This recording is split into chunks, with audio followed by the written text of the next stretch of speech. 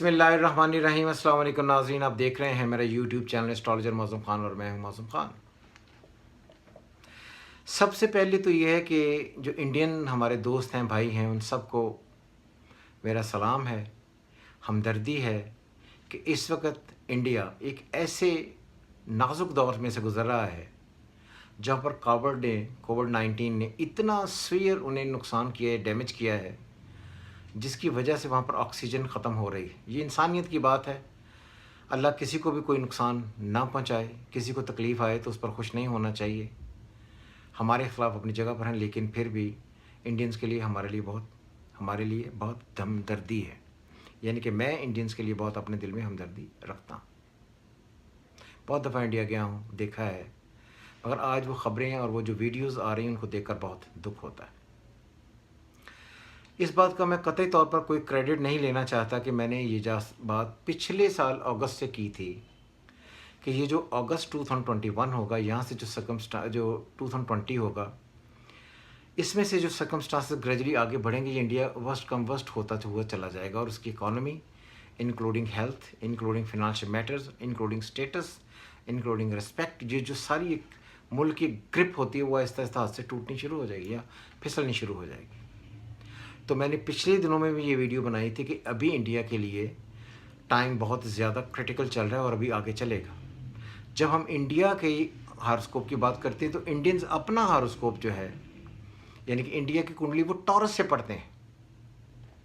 Mundane astrology में चौथा घर अवाम का होता है, टॉरस, जेमिनी, कैंसर, लियो। तो ये जो पिछले साल राहु गुजरा था लियो से, अब जेमिनी में आया है कैंसर के बाद, तो ये अभी बहुत जल्दी सर्कमस्टांसेस तो ठीक होने वाले नहीं हैं, क्योंकि इस वक्त मरकरी की पोजीशन भी अगर हम देखें तो मरकरी की पोजीशन भी बहुत ज़्यादा अच्छी नहीं है। फिर जेमिनी में ऑलरेडी राहु है, सन अगले महीने वहाँ पर चला रहेगा।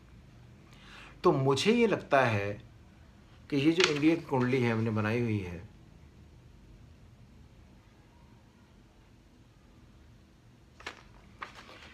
इसमें आने वाले 3-4 महीने, जब तक अगस्त 22 नहीं गुजर जाती है, तब तक इंडिया के लिए बहुत क्रिटिकल सिचुएशंस होंगी।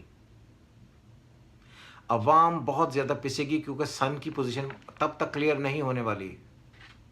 वो कभी स्क्वायर में आएगा, कभी कंजंक्शन में आएगा, कभी फंसेगा, कभी कंबस्ट होगा, कभी और प्लैनेट्स को कंबस्ट करेगा। सिचुएशंस बहुत वर्स्ट कंबस्ट होती चली जाएंगी और समझ नहीं आ रही होगी कि कहाँ पर हम खड़े हैं। कभी राहु उसको दागदार कर देगा, राहु उसको खा जाएगा, कंबस्ट कर जाएगा। ये कंबस्ट खैर सन करता है, लेकिन फिर भी राहु के साथ मिलने से वो ऑब्सलीट ख़त्म हो जाएगा।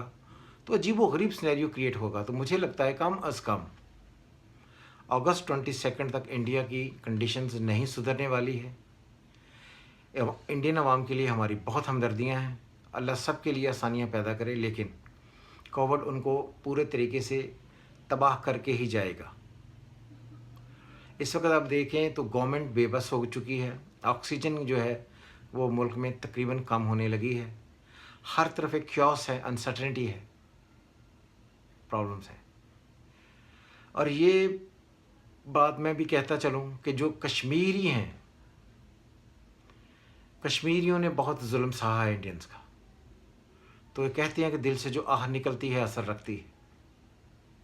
तो कहीं ना कहीं मुझे ये लगता है कि इंडियंस को कश्मीरियों की आह लग गई है, जिसकी वजह से उन्हें ये सब कुछ भुगतना पड़ रहा है। बहरहाल फिर भी ये सिचुएशन नहीं आनी चाहिए। इंडिया की इस वक्त सिचुएशन बहुत ही क्रिटिकल है। केतु 8वें में है। केतु उन वबाई अमराज को डील करता है जो चुपके से फैल जाते हैं और जहर की तरह लिपेट लेते हैं। वबा का लॉर्ड केतु है, उसको एक्स्ट्रा ऑर्डिनरी फैलाता है mercury. Mercury is wavy, Saturn in Aquarius again wavy. तो ये सारी सिचुएशंस हैं वो बहुत फंसी हुई हैं, टाइम लगेगा भी ठीक होते हुए। बहरहाल फिर भी सबके लिए दुआ है कि आदमी के जो सारे आलम के लोग हैं उनमें को ज़िंदगी में प्रॉब्लम्स कभी ना आए। बहरहाल अल्लाह की मर्ज़ी है। हमेशा की तरह खुदा हाफ़िज़। पाकिस्तान जिंदाबाद।